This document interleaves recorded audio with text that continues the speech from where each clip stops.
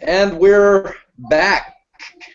And this has changed to UTB Blogcast 12.5 because we had a few technical difficulties. Stop laughing, Stephen. Just stop it now. The machine I was on that I was hosting from decided now would be a great time to upgrade to Windows 10. Didn't give me much of a choice there. Windows 10. Now I'm on a really old machine that's really slow, so I'm not seeing you guys at the speed that I should be seeing you. That's okay. We can see you, and so don't do anything silly, and we can hear you fine too. And from my perspective, you're always in the past anyway, so... That's true. You're a good day ahead of us. Yeah. And we lost Bartron with the Bartron shades. That really sucks. Because I think we're at least 3 orders into getting Bartron shades, I think. Yeah, we got to get those things. Yeah. Yeah, let's take it from the top because I'm going to delete that first little podcast. That was kind of ugly. Yeah. 9 minutes of technical difficulties. Yeah. Maybe I'll leave so it anyway, you guys were having a good conversation while I was screaming at my computer. I wanted to listen to you screaming, but I couldn't. I was watching from my passport as I was panicking on my computer. Oh, wasting double the bandwidth. Way to go. Maybe that's why I'm so choppy right now. Yeah, maybe we should. All right. Yeah. Kick off. Okay, so how about that Apple Pen? That's what I wanted to talk about. I'm sorry, Apple Pencil. iPen, Apple Pencil. Well, my thing was about the whole rollout, and the whole rollout for me was, I think I watched the whole thing last year. I just shut down and went, okay, I'm going to watch this.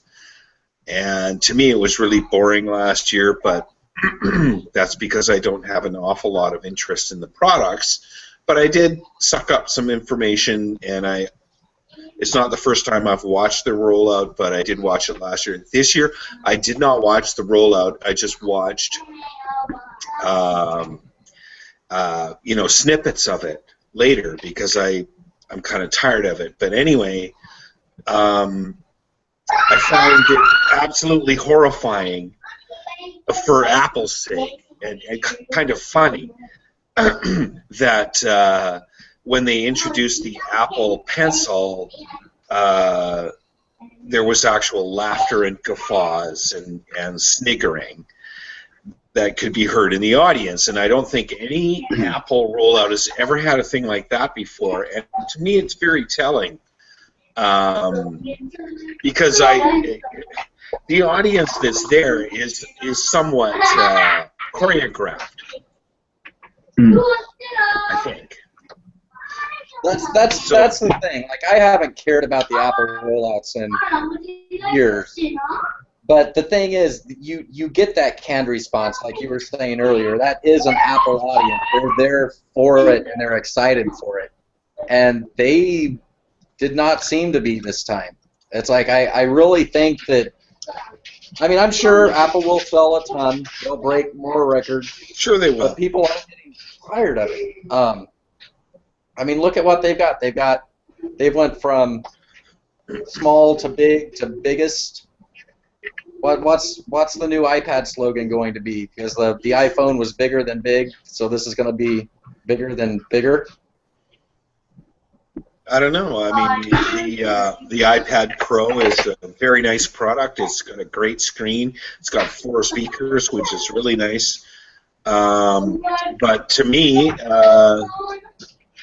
it doesn't have a desktop OS, so it can't replace the desktop. To me, it's unlike a Surface Pro. I'm not a Microsoft toady by any stretch of the imagination, but when I compare those, if you're going to call your iPad a Pro, then you have definitely put yourself right beside the Microsoft Surface Pro product line. Yeah. And I realized that the iPhone, which that's all this thing is. It's just a pretty, really blown up iPhone. Has a pile of apps. Of course it does. But it cannot run desktop apps like a desktop operating system. So even their Mac OS is going to be more worthy or more capable. And of course, Windows, the classic OS, is going to be more capable, which is something that you can run on the tablet or the Windows Surface Pro 3 or later. So it bothers me. To me, they're not the same thing. It's not the same thing. It's just a bigger iPad. That's all it is. And at least with the Surface Pro 3, Microsoft have basically said we've given up on the tablet. We're not chasing that market. We're looking at the laptop replacement. We're not wanting to be this tablet competition. And I think if Apple are wanting to do that, then it's not about them going, let's have a big iPad that competes with a laptop where you can get a keyboard and all that sort of stuff. They've got to put out their MacBooks smaller. They've got to put out their MacBooks with a more tablet feel to it, rather than going the other way. That's my opinion. And they've taken the stylus to a whole new level. Now your stylus will run out of juice just as fast as your iPhone. And if it helps, as it's running out of juice, it will also suck the juice from your iPad. So there's a double bonus. Not so much a bonus as an iPad boner. That's exactly what it looks like. You're going to be walking around with an erect appendage sticking out of your giant iPad. That's got to be the most ridiculous thing I've ever seen. I mean, even they could have taken a hint from the Samsung guys and the Microsoft guys and everyone else that's going all the way back to the Palm, and just slide that stylus inside. Don't have it sticking out like an antenna. But, if they get these awards for their design, and that has got to be one of the most ridiculous-looking designs I have ever seen.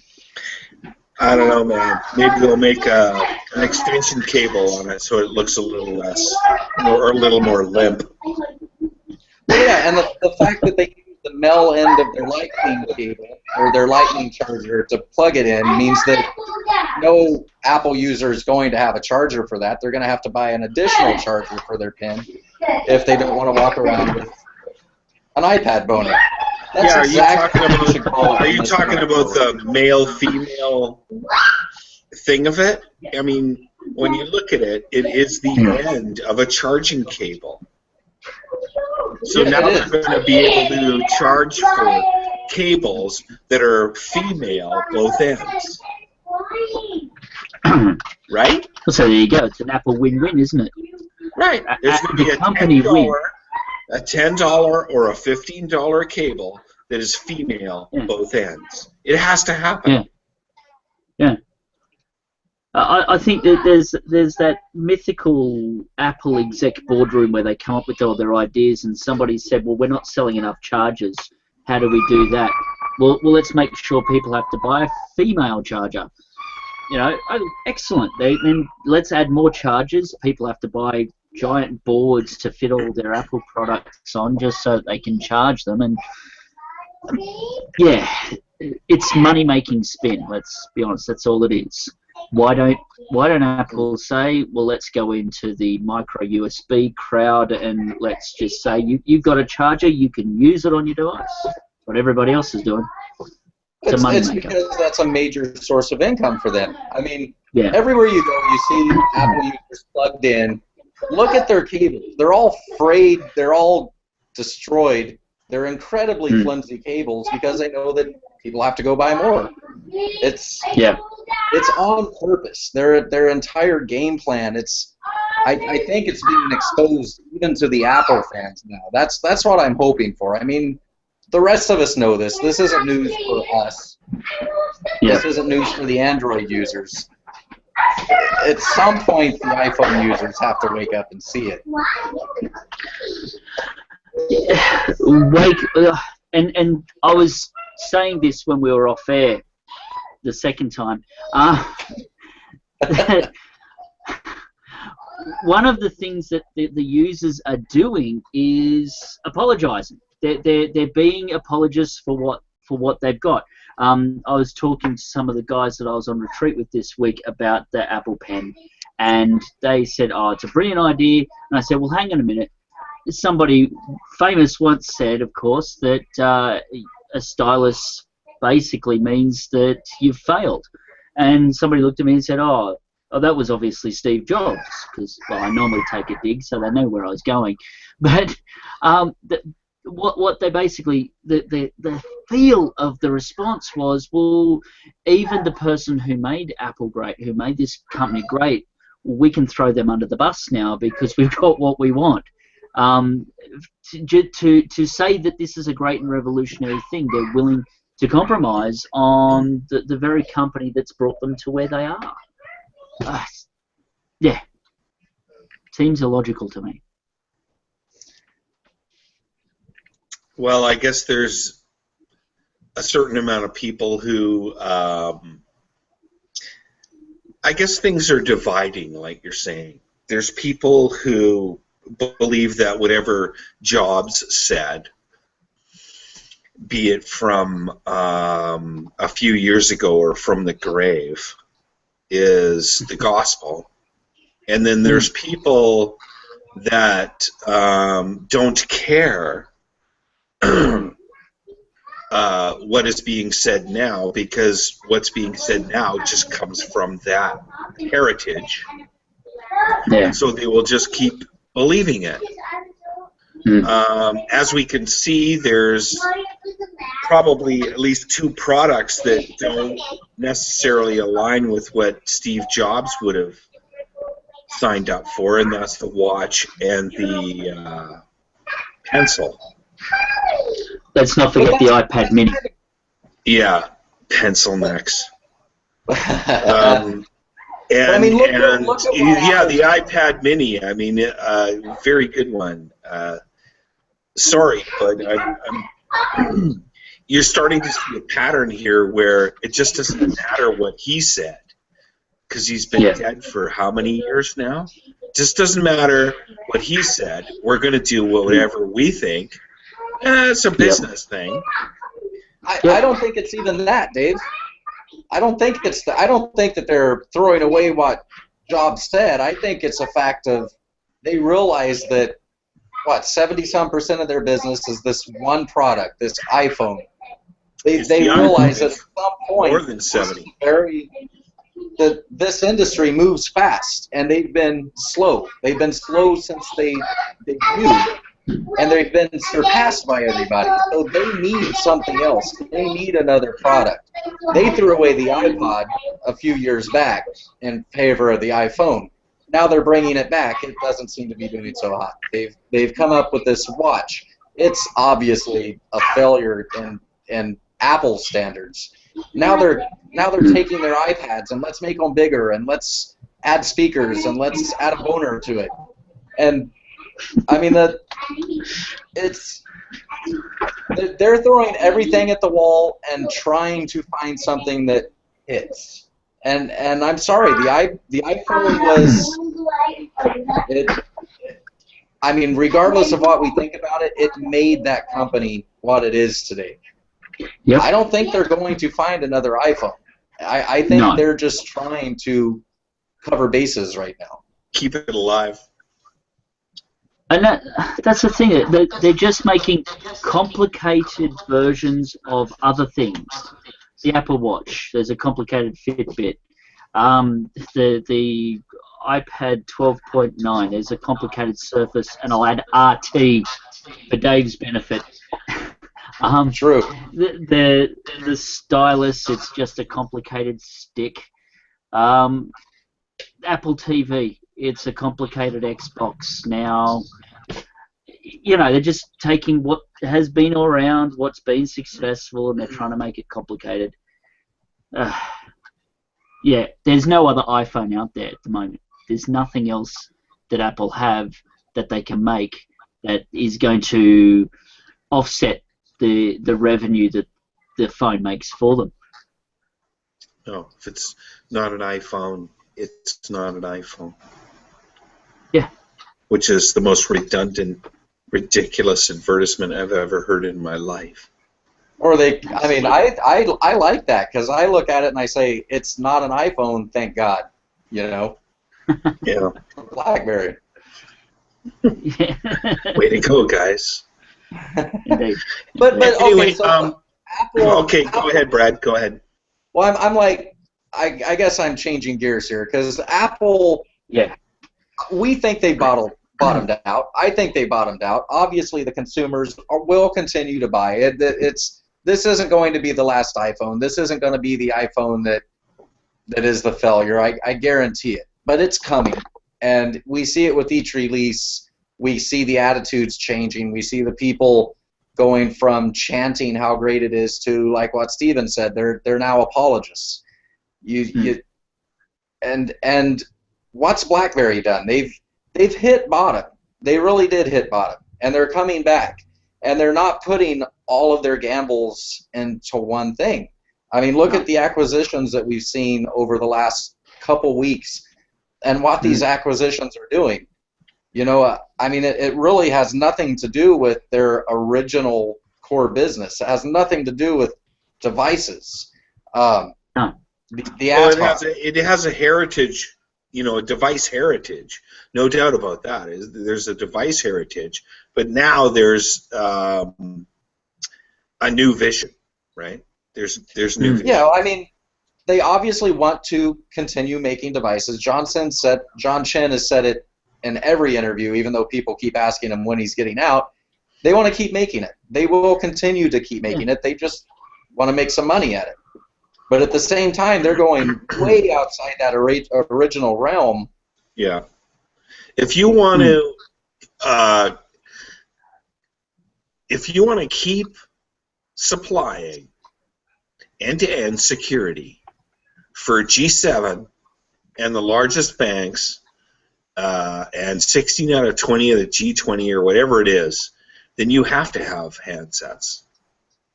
Yeah. You just have to. They're the vehicle. They are not the end product. They're the handsets now are what you utilize to maneuver your way through your software. So we talk about the software acquisitions. We've got ad hoc, which, Brad, that's what I guess you're driving at here. The fact of Port Houston putting ad hoc on as their communications service. It's a service, it's a software, but you still need devices to do that. It's not like we can get a CPU and just walk around it and use it and say, here's my computer, I'm doing stuff on it. We need the stuff that help to translate it. You need the monitors, the keyboards, the mice. You need all of those things that help you to actually maneuver your way through it. Handsets are software maneuvering. We do our stuff via handsets. They are not the end product anymore. The service is the end product.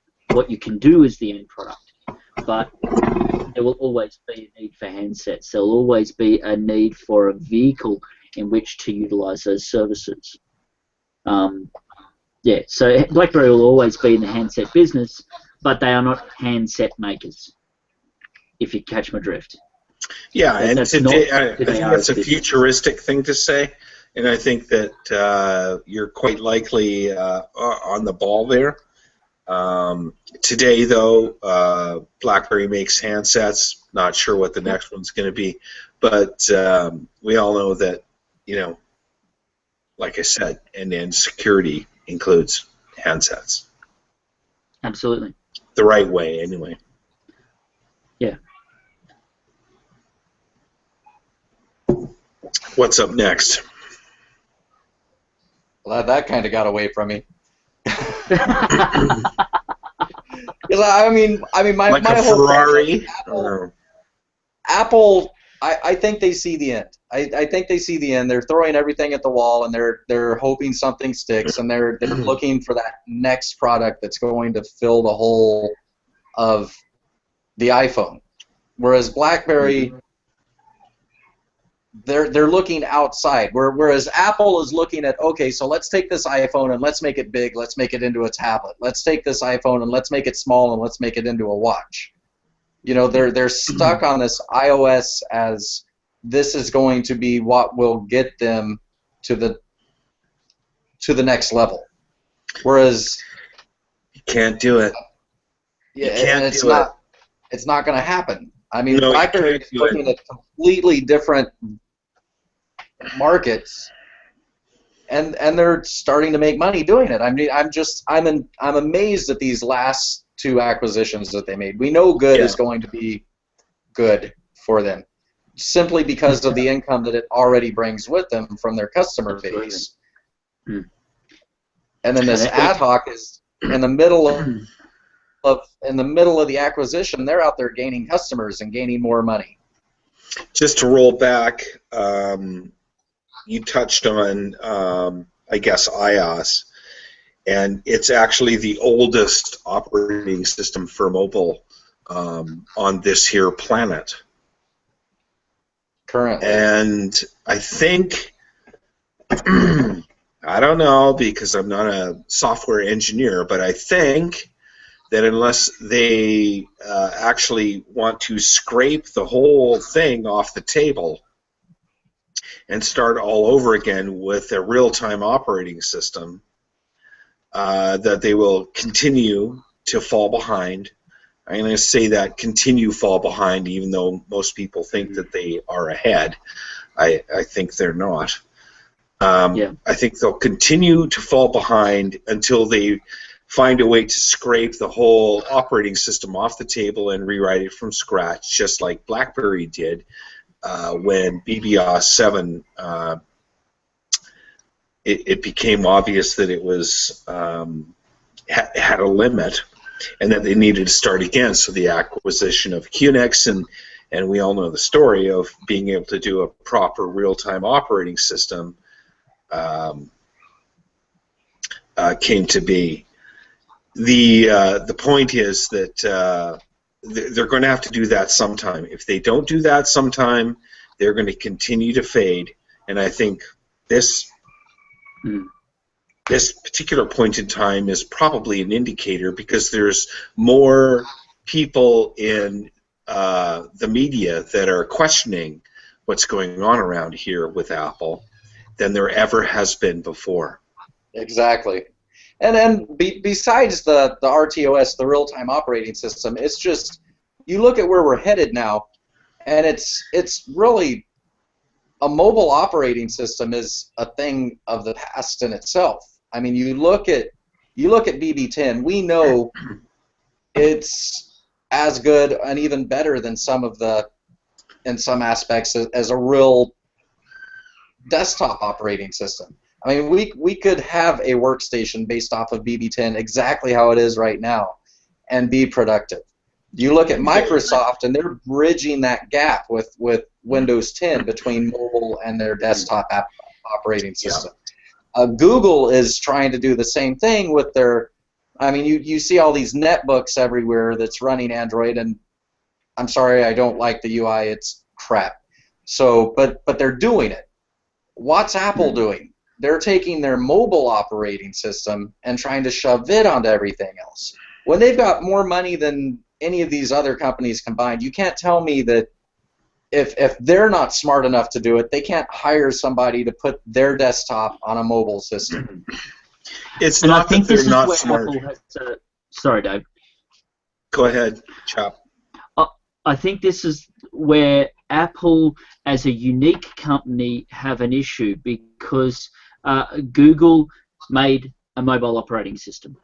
BlackBerry have made a mobile operating system.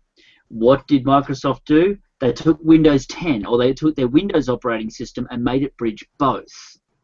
Apple have a mobile operating system, and they have a computer desktop operating system. They've got the two.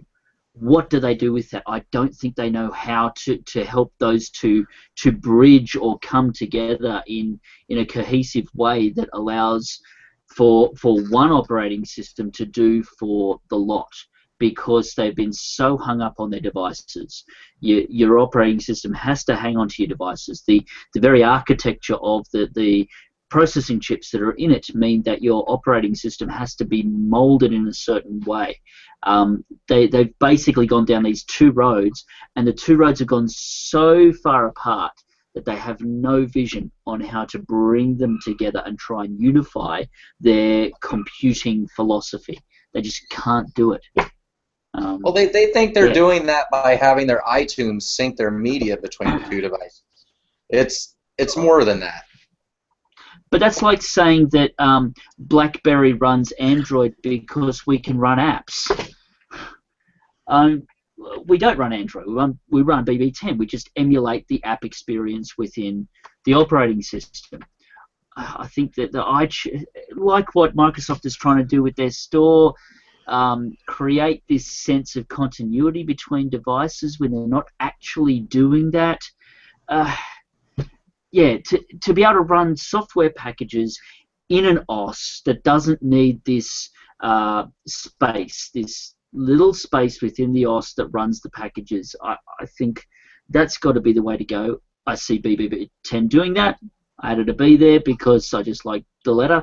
But that whole idea that you're creating compartments within your OS to run your certain stuff, it just, to me, it has no future. It strikes me like Android being, having your operating system certain small percentages on all your different devices. You can't maintain that. You've got to have unified, cohesive ecosystem that your software is able to run within the operating system so that you can link it to spaces. I see that fluidity with BB10. I don't see the possibility anywhere else. That's just my 2 cents. Dave? Okay, it's 5 cents. It's obviously worth more. Well, Dave has, at least 3 cents. We can buy an entire quart of milk if we keep going, guys. I don't know. We're talking about, the Apple experience this week. I'm not, some of their products are pretty good. I mean, I'm not going to argue with some of them. It's just that some of the things that they put out there really bothered me, and and one of the things that bothered me was it became kind of obvious to me that their pricing structure was weird, and it bothered me, and I wrote about it, that an iPhone 6s Plus, so not the entry level, so not the 6s, but the 6s Plus entry level phone is a 16 gig storage phone. 5.5-inch display, I think. And the iPad Pro is a 12.9-inch display, if I'm not mistaken, with a 32 gig storage capacity, entry level. And it really made me wonder how those two products could be within $50 of each other. One being the iPhone at $749, I think, and the iPad being at $799. So it's $50 difference, but Apple's always told you that you have to pay over $100 for another increase in storage in your handset. And so there's there's a question right there. And to look at the iPad Pro, which is supposed to be some kind of unbelievable machine with a huge surface space, excuse me, with the surface content, and the size of the thing. It has 4 speakers backed by some carbon fiber, and all of this stuff, and they both have the same kind of 3D touch thing. Why are they only $50 apart? Someone tell me why they are $50 apart when Apple would normally make you pay horribly for an increase in specs like that, especially the memory. So somebody tell me why. Well, if you go by simple supply and demand, that tells you that they don't think this tablet's going to sell very well, and they know that there's going to be lineups for this overpriced 2-year-old tech phone. That's what bugged me up front, is how, if you think you actually expect to make money off of this iPad Pro, if you have a profit margin there and you know you're going to get it, or you think you're going to get it, then what have we been paying for in this machine that has lesser specs? I think that what we're paying for is not necessarily, it's not. Ironically, I don't think Apple actually do their pricing based on profit margins. I think they based their pricing upon what they believe their customers are willing to pay.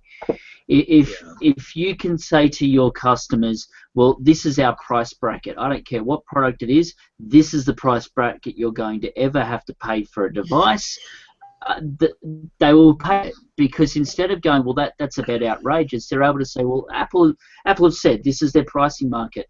I'm in the Apple ecosystem, so that's what I'm going to have to pay if I want to be in that device. I think it has very little to do with the actual profit margins and all that sort of stuff. It's to me, it smells just like the app thing. You have to have apps to run a mobile software. You've got to do it. So if you want a device, you've got to pay elsewhere. I got reprimanded elsewhere. And you did? Yeah. And I was informed that it's insurance. So you get to be able to go to the pimple-faced, Hey, now he's a genius. Genius bar. Somebody stop me. And have your device replaced ad nauseum because it keeps breaking down on you. Because it's the Genius bar. And the Genius bar, which is a pimple-faced, blue-shirted 17-year-old awesome dude. Or dudette, let's be fair. I like that, Dave. That's gold. That's what you're paying for, man. The Genius bar. No, you're paying for a brand. You're paying for a status symbol. And the thing is that what I've felt for a long time is that people should not be... people that spend that kind of money on an iPhone should be feeling ridiculous about it. They should be ashamed of themselves for it, not look at me, I've got this popular product. Just based on capabilities of the device. I mean, the reason, I got to thinking about it the other day, Apple, the iPhone is so far behind the other phones on the market as far as capabilities are concerned. And it's because they've done it on purpose. Because any little addition that they can put on that phone, they want to be able to charge you for it. Yep. They put NFC on the phone, but it only works with Apple Pay because they're going to make money off of it. If they can come up with a way to make money off of letting people share files through NFC, they'll do it. Until they can come up with a way to make money, they're not going to allow it. So what happens is iPhone users are hindered, they're held back the rest of us are far more advanced than them, and iPhone users are paying twice the cost for it. I'd be ashamed to have an iPhone. Yeah, and you'd be in the minority, unfortunately. There's so many people I talk to that think that their shit don't stink, and what would a podcast be without me saying that? Not having the explicit mark on it, that's what it would be.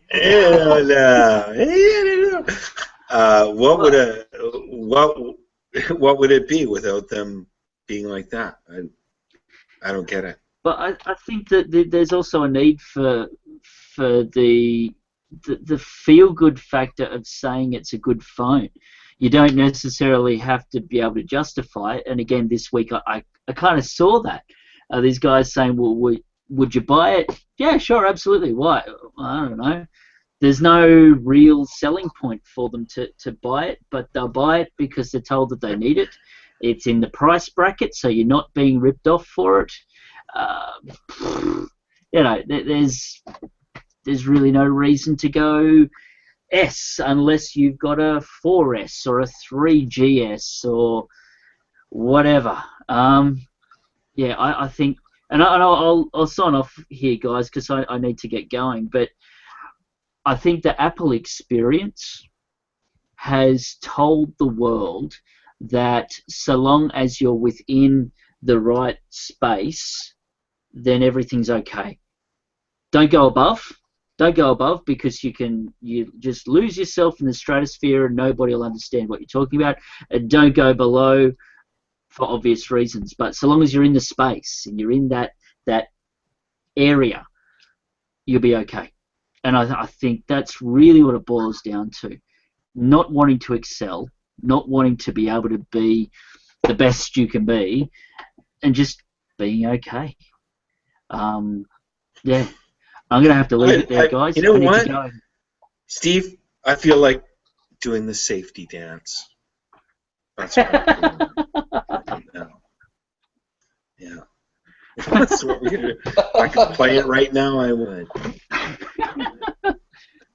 Okay, guys. I need to go, so I'll leave you two to it. Goodbye, world, and I will see you probably in a few weeks. Catch you later, guys. Yeah. See you on the West Coast. Indeed. Chap's going. Now what? Well, because he's talking about that space, and it got me thinking about what Apple likes to portray themselves as. You look at all their nifty little videos that they show, and everything shows, and they push it as this is a classy product. You know, they want it thin. They want it to look. If it's not an iPhone, it's not an iPhone. what the right. Frickin' most obvious dumbass statement on the planet ever.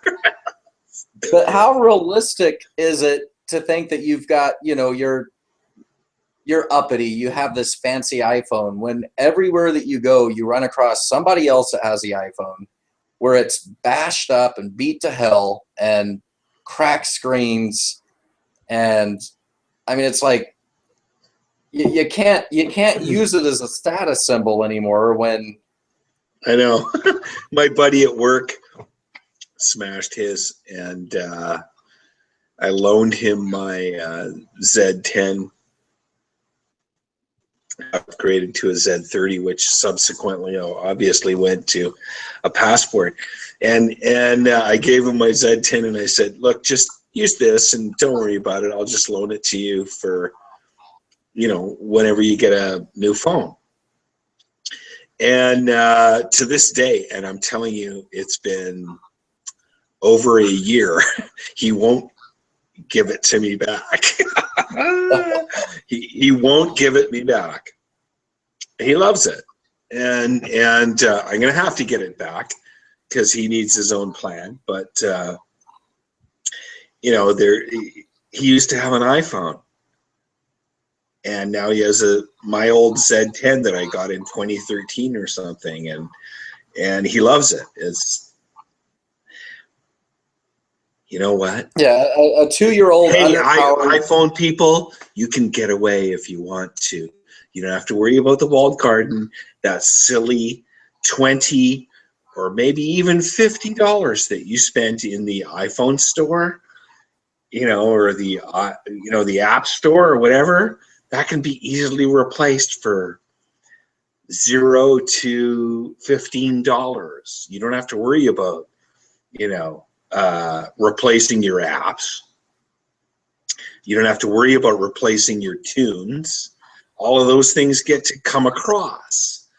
Anybody that says to me that they're so invested in, the walled garden is just incorrect. You can come over for a very small amount of money. And what have we spent? $40 on apps or less? I don't know. It's $40. It's nothing. We've seen. I know that we've seen a lot of articles in the past about how to leave BlackBerry for iPhone, or how to do this or how to do that. Let's do a how to leave the walled garden. I mean, looking at what Apple's doing and how they're overcharging their people, and I'm sure the people with their iPhones, 5s and 5Ss and 6s are going to find out that real quickly here their iPhone's not going to do everything it needs to do anymore, because now there's a 6S out now and Apple needs you to buy that. So for those people that want to leave, let's do a post. Let's do a crowdsourcing. People want ABC and they think they can't leave their iPhone because they want ABC. Let's come up with all the things that they can get that replaces ABC on BlackBerry 10. Suits me fine. I miss nothing. Absolutely nothing. There's nothing I miss on it, but that's why I'm saying let's crowdsource it, because I know we've got people within our own group that have wives that won't get off their iPhones until they do get off and Robert bashes it in so that she can't go back onto it. Yeah, he has a bigger hammer than or a chair leg or something. Absolutely. Well, we've spent a lot of time on Apple, and it's been a long time coming, but seeing that, and I didn't see it. I saw clips, I saw bits and pieces, I saw other people reporting on it. We couldn't not complain about it. I mean, we're UTB. So, but anything big in the realm of BlackBerry that you wanted to talk about? What's been going on? Well, the media has smashed most of it with Apple news.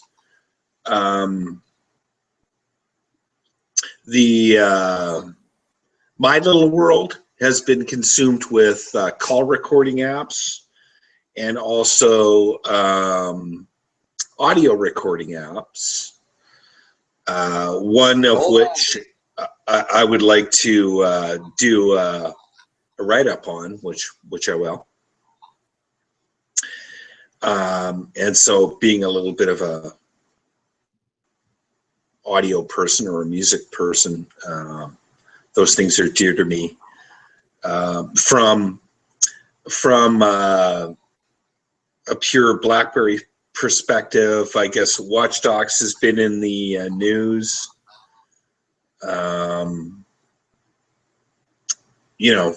There's a few things that have been in the news. What are you looking at? About the same. I know we talked about Watch Dogs earlier, and we talked a lot about Good last week. Little bit of news that we saw over on Ben's blog, over on bb10qnix.de earlier this week was, and again, it's really no more than a rumor, but it sounded somewhat believable how it came about, and we were expecting things that trade show.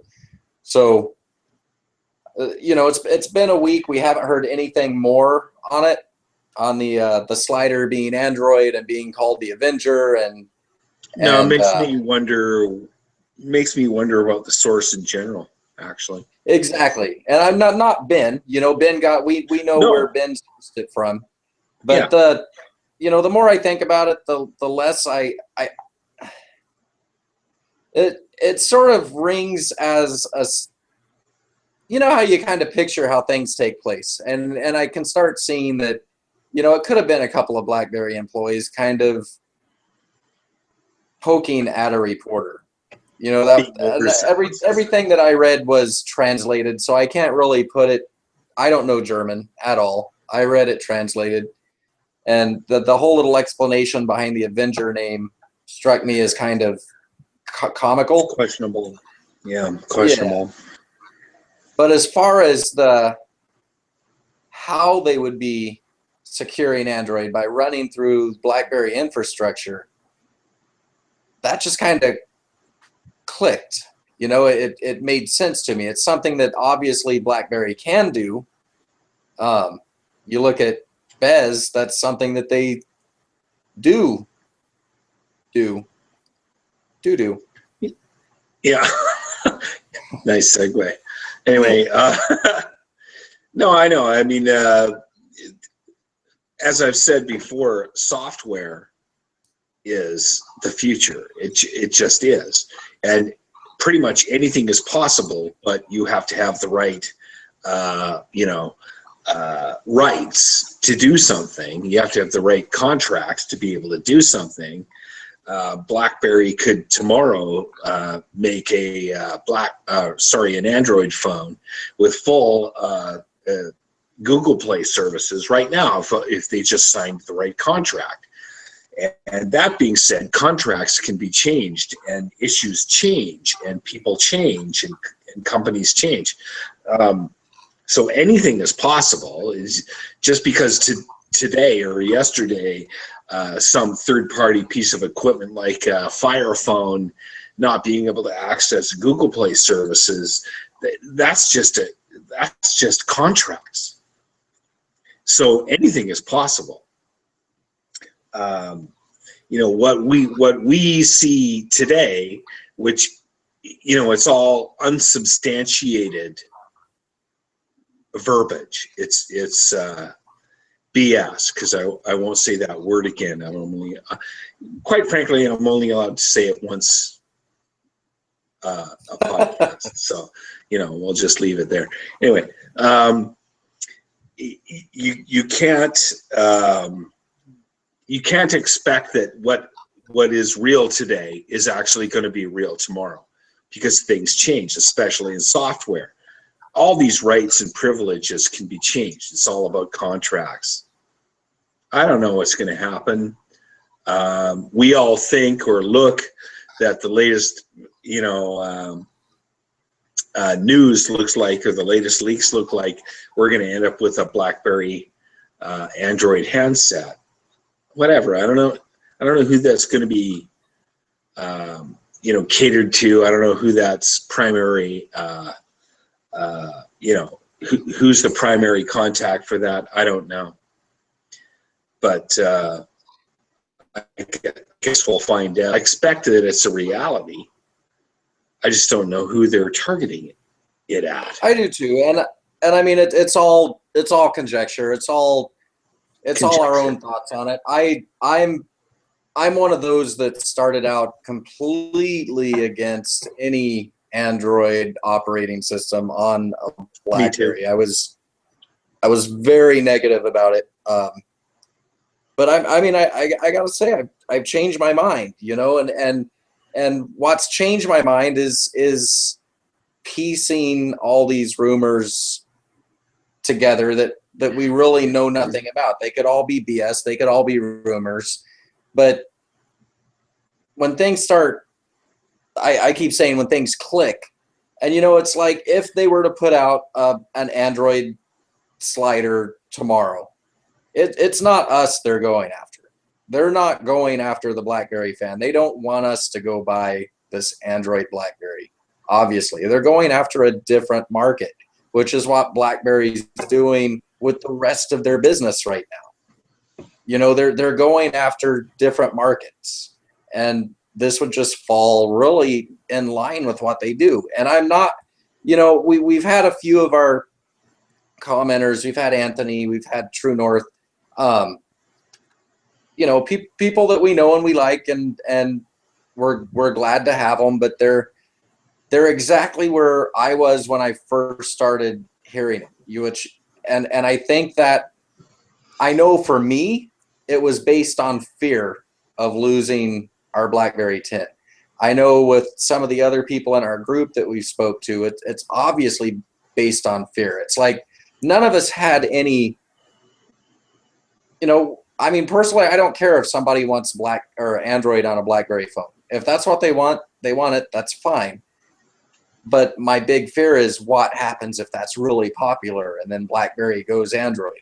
And the one thing that Chen has stated over and over, and I've seen other people in different interviews, I believe it was someone in India, I believe it was on the BlackBerry blogs, that they're not abandoning BlackBerry 10.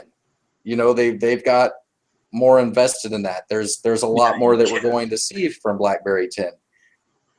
So I really think that if we take the time to step back and stop having the fear that we're going to lose BlackBerry 10 and look at it from a strictly dollar and cent point of view, yeah, let BlackBerry make an Android phone. Let them make a Windows phone.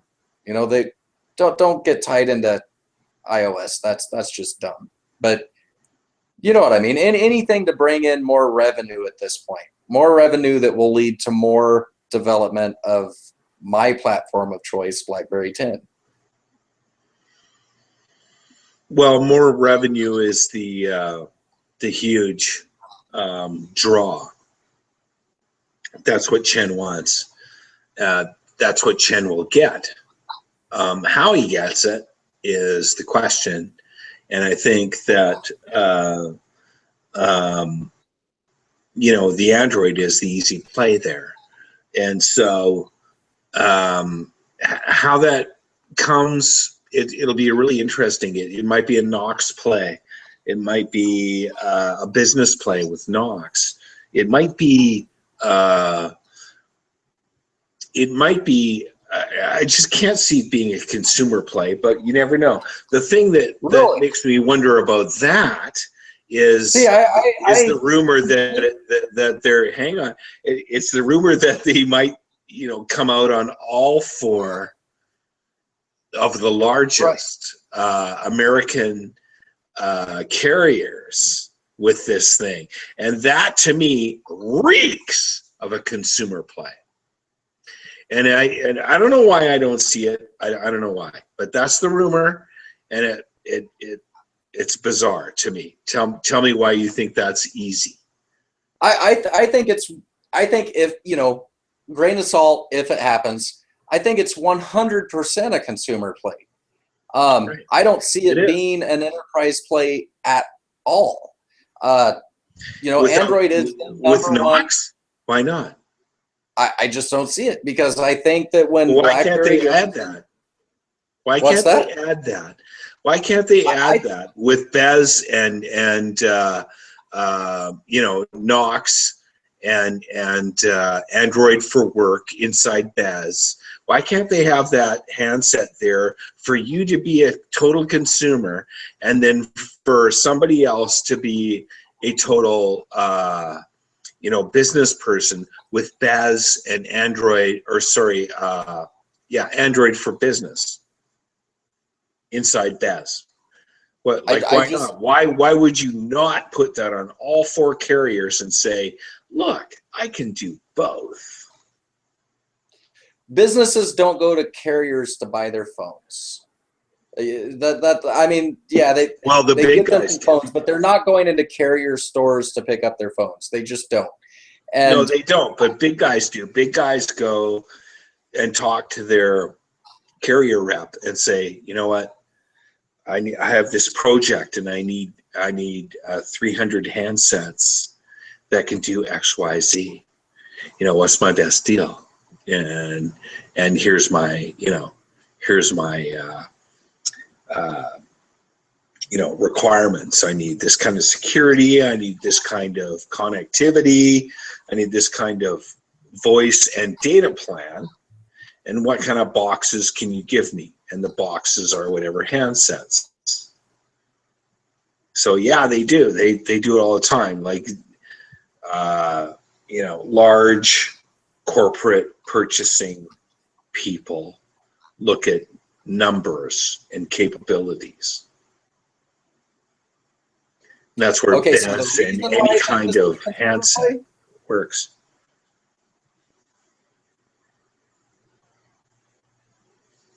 Go ahead. You say go ahead. I did. Okay. That's where BES and any kind of handset works.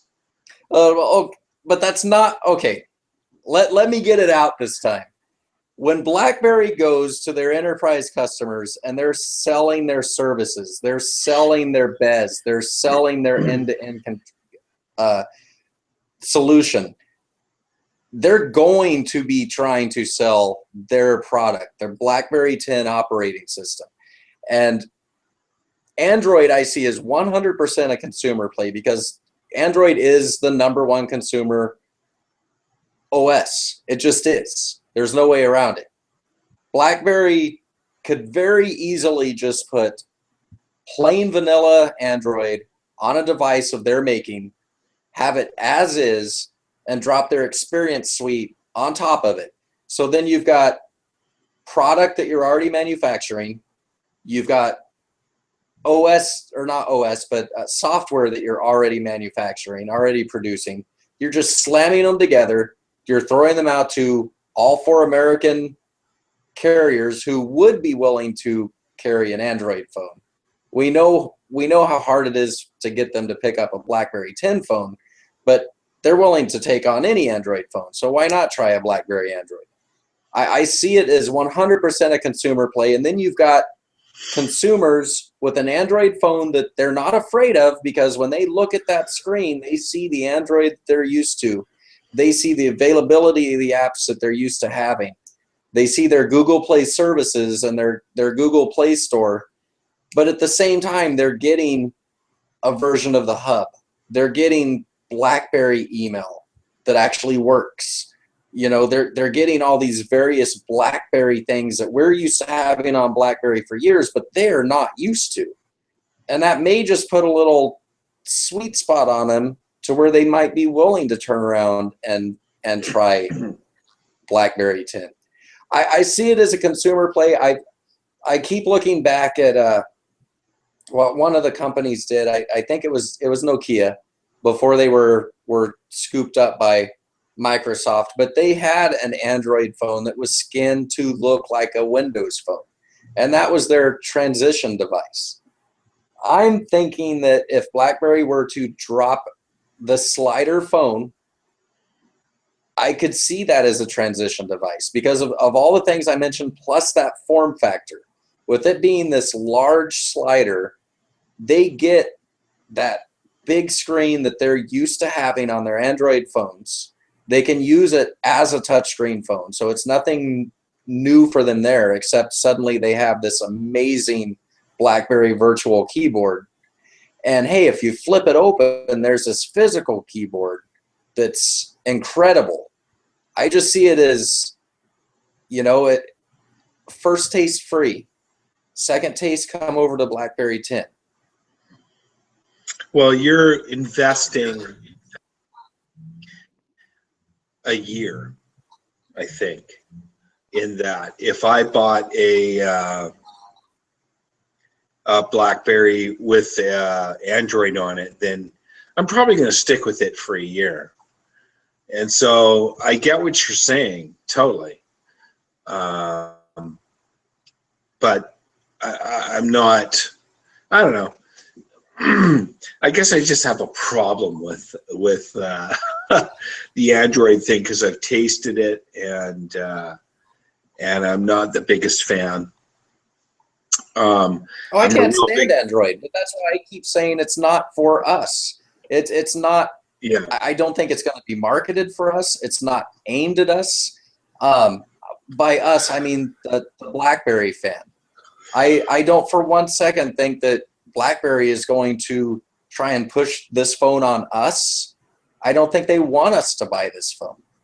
You know, they keep giving us what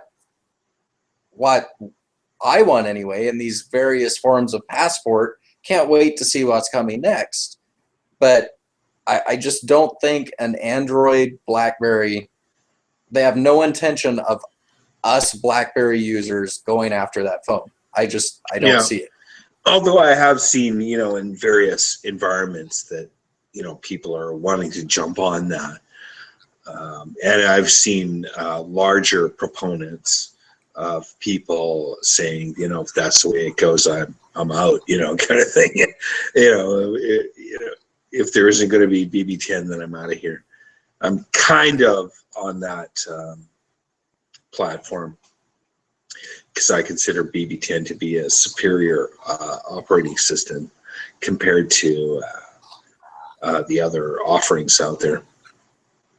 It is, and it's not going anywhere. That's the one thing you just have to keep in mind.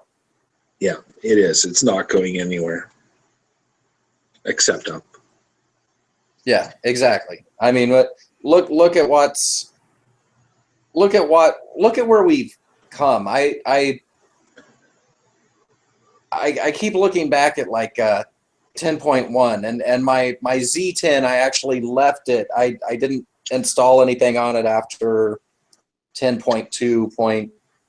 Geez, I don't know. It was an early one because I wanted to eventually see an actual update from AT&T. Just wanted to see what it was like.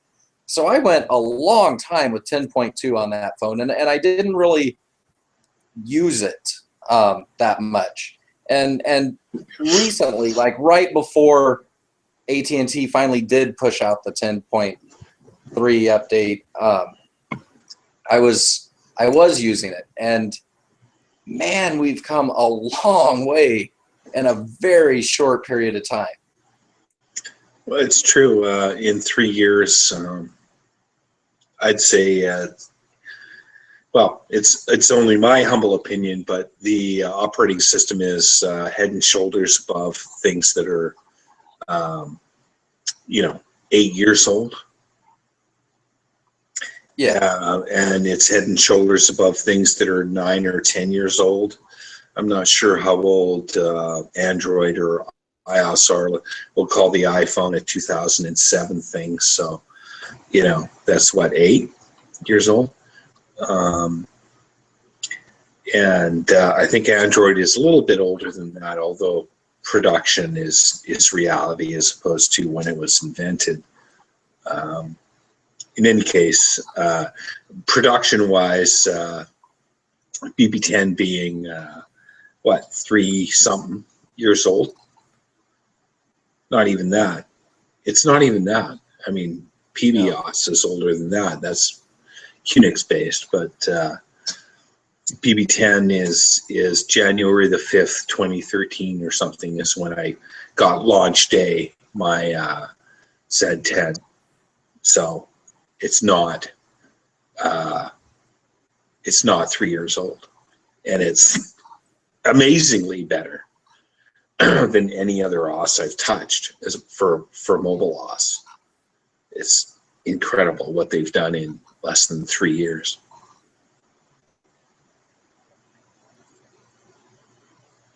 Well, it's late. You think? It is. This was definitely painful at the first, and I'm trying to figure out how I'm going to piece these two together, or just pretend that nothing ever happened tonight. We started out with 4 people or 5 people, and we ended up with 3 and then 2. Yeah, but my other machine is updated to Windows 10 now, so I'll get to play with that. Yeah, and then we'll maybe do something else next week. We But it's do okay. have plans for something else. That's all I'm gonna say, because Robert won't let me tease anything. But something's on its way. Probably not something very big. Don't get your hopes up. But at the same time, it's just something a little new and fun for us. Is that an okay way to put it? It's new and fun Sure for it us, is. and you guys Sure it may is. care, or you may not care. Yeah, no, we invented an idea that hopefully will come to pass. That more than just us would enjoy. So it'll be interesting. We'll see. We shall see. Hopefully next week Yeah. we can say something. Yeah. Other than Something. just something. Oh, Robert hates me now. Yeah. What is he BBMing you, giving you the finger? No, I just no. Knowing him, he'll probably watch this tomorrow and shout at me. Mm-hmm. Sounds like a plan. All right, so let's go ahead and call it. Let's call it for the night. It's just the two of us left, and yeah, and we're boring. So see we ya. are boring. Yeah. I'm boring myself. Thanks for keeping me awake, Dave. No worries. See you later, man. All right, see you next week. Okay, bye now.